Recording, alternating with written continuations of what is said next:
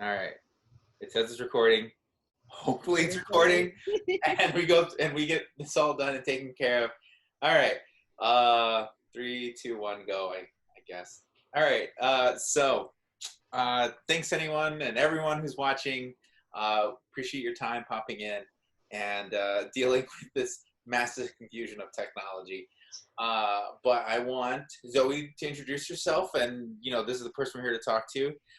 She has been so gracious, like a lot of other artists, to talk to me. And the point of this conversation and many other conversations are what difficulties are artists dealing with, what people who are in different departments are dealing with, people who are in the arts who are dealing sometimes primarily with artists, and other people who are dealing with public works during this troubling time, and on and on and on. We'll be talking about different things. But I'm just going to let Zoe take it off from here. Say hi, Um, introduce yourself. yeah, my name's Zoe LeDonne. I'm a graduate of CSU in Fort Collins. Woohoo, CSU. Um, and I was born in California. Moved to Fort Collins when I was a young child, so I've spent my whole life here, and I'm currently working a part-time job at an art store, and the other part-time I'm making art, Yeah. so doing Um, paintings and illustrations and stuff. yeah. That's how we met. We met, I think, and hopefully correct me if I'm wrong, we met at the art store. Uh, Uh-huh. I I think, think so. I yeah. think so. I went in, I was like, you was like, hey, can I help you? I'm like, I need so much help, but mostly this one thing. And that's kind of just where it kicked off. And I got introduced to your work. I got introduced to your Instagram, and I saw a lot of different things that came out. Again, little promotion. It was, I think, during the December show. Yeah, that was the December last year for it was a show at Everyday Joe's. Everyday Joe's. There we go. Uh, yeah. It was a themed show, themed group show that focused on um the Nutcracker. There we go. Yeah. That's what it I'm was. like, I don't remember any of the things.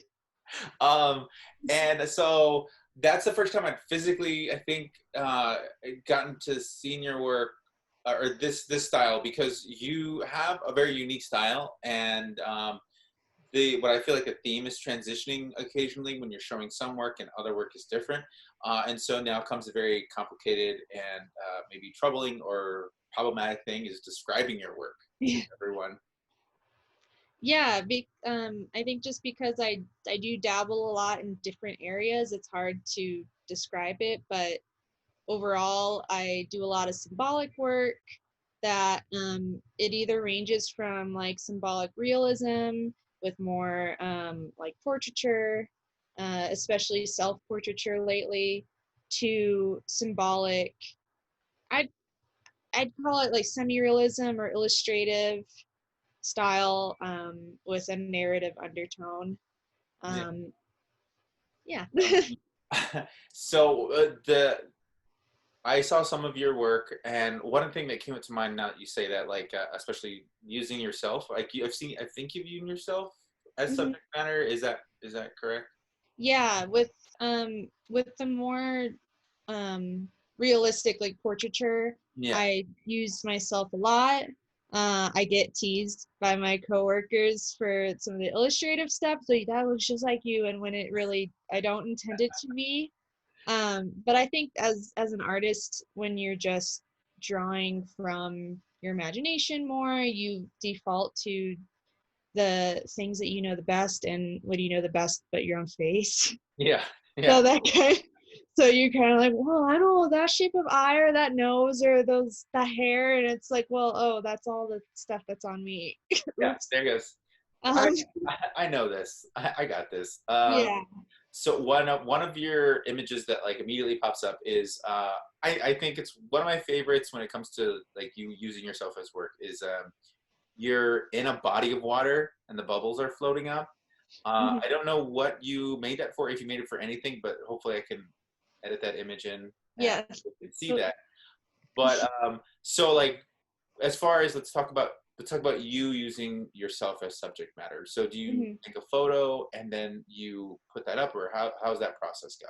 Yeah, so with those, I'll have a general idea of what I want to accomplish with the piece, and then from there I get photo reference. In that case of myself, I had my boyfriend hovering over the bathtub, and I would dunk under. He just take like that setting on the phone where you can just take like a burst of 100 shots and hope Yeah. that one of them works of me just like underwater and blowing bubbles out of my nose and trying to get that. But that was so anyway, I'll take a that reference photo and then I usually use a few different reference photos. Mhm. Like say maybe one of them my face looks a little better or the colors look better or the bubbles are good in this one. For that one it was a little more straightforward, because I really only needed the one set of photos. Yeah. For others, I may need to take photos of, composite more. Yeah. But yeah, a lot of my stuff in the past, I had to do a lot more compositing of different photos, whether they're my own or like, oh, I really like these cicadas. I'll just, get a lot of different cicada photos and then, practice and kind of composite my own version of that into the piece. Yeah. Yeah. So yeah, that's kind of how I typically work with those things. Um, so yeah, you're putting everything together. You're creating your work. You're making this process to either add yourself or add images together to create this work. Hmm. So when it comes to your narrative work, your work that's different, how does that kind of play through? Yeah, so it almost plays through very similarly, where I still do take a lot of like if I'm when I'm just doodling, I just doodle. But if I sit down and say, yes, I'm gonna make this illustration or make this specific pose or something, I will go gather either references of myself or, luckily I find a good pose online. Yeah. But I use that mixed with like kind of the base character model of whatever I'm drawing. Yeah. Um, take in just all the like pose references or clothes references or color references and it's a lot. It's very similar to the way that I do the paintings in that I am taking a lot of different sources and putting them into the one image. Yeah. It just ends up in a different style because I'm not focused on showing all those elements of the of the photos I'm taking in like a perfect true light. It's a Yeah. lot more It's stylized than. the hardest part about making work or making art, or the hardest part about art to you. And so I asked you earlier, sent the email. I was like, what is the hardest part about making work to you? Yeah, and I think um the the hardest part is staying or having the discipline to be motivated Yeah. to start things that you intend to make, because I think a lot of times, myself included, artists can fall into the pitfall of, well, I want to do this, I want to do that, I want to, but I I don't have this pencil or I don't have enough knowledge on cars or I don't have enough knowledge on this to do it. And it's like, well, you don't have enough knowledge about that because you didn't work on it at all or you didn't start doing it. Of course you're not going to know how to draw buildings or plants from memory, and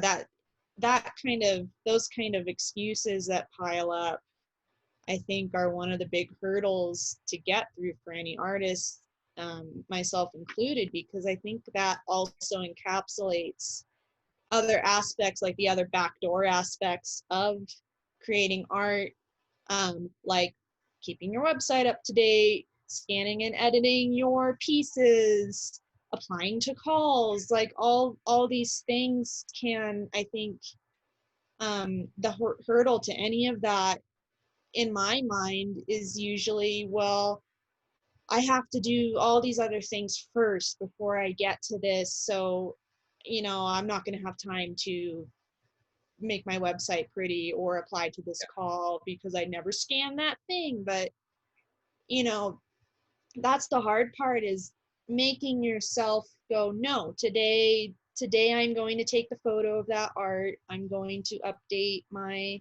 cafe. I'm going to update, I'm going to draw, at least if it's just drawing the sketch, the composition on this panel. I think the hard part is consistently just moving forward.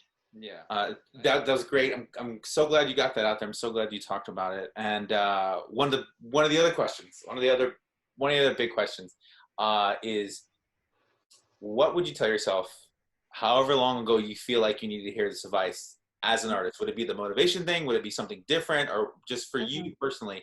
If you somehow found a time machine and that was the only thing you got to do, what would you tell yourself in the past about your practice, or what you should or shouldn't be doing? Yeah, I think one of the big things is probably take myself by the shoulders and say, you don't know everything. Like, listen, take this practice time. Like, even if you feel like you know how to draw that box, just fine. Like, take the time to seriously practice it then, because you'll never not need to practice. Take practice more seriously, because you will always be learning. There's never going to be a point in time in your life with art or anything else that you're going to be at the pinnacle of what you're doing, of what you're learning. So again, thank you. I really appreciate you coming on. I really appreciate you sharing these experiences, and I hope that other people will see this and be more forthcoming with something that they really want to talk about, but they don't want to talk about. And all kinds of artists, wherever you're at, whether you went to a university, whether you've been creating at home, homeschooled, and now you're doing it at your job and just sitting down and making work.